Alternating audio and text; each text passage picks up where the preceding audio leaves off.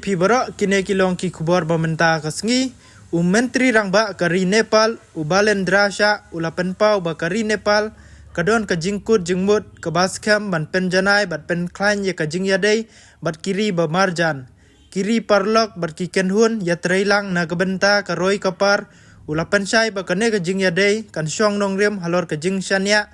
ka jing buro mar kliang bat ka jing roi lang ha ka jaka ban yakendu marwai kumba julong mensua u PM sha ulapen long penban ye ka jing yalang ka balong ka wei bat khat nyungut kinong mi khmat ambassador na kiri baper ha office jong u ha sing ha durbar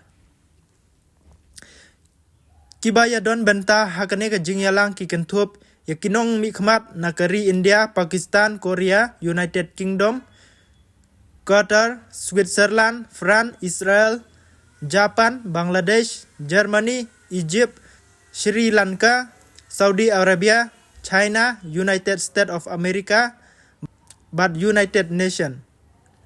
Ki nong mikmat na kine kiri kila ai kublai bat penpau ya ka jingkerchan jongki ya ka sorkar ke bathamai ha Nepal. Kila kularu ban ya treilang na kabenta ka bit ka biang jongki pajba kari Nepal. Kane ka jing yalang kala jia ha ka ju ka sngi babaro ki menteri ka kabinet kila yo ya ka jing pensai shaphang ka riti sensyar bat ki kendon ki bayadei bat ki kam diplomasi diplomatic codes of conduct kane ka jing yadei ka kane ka jing yalang ka dei kadak jong ka strategi diplomatic reset lane ka rukom yadei thamai jong ka Nepal bat ka perthei baro ka wei hadin ba balendra sha ula shimti kumu menteri rangba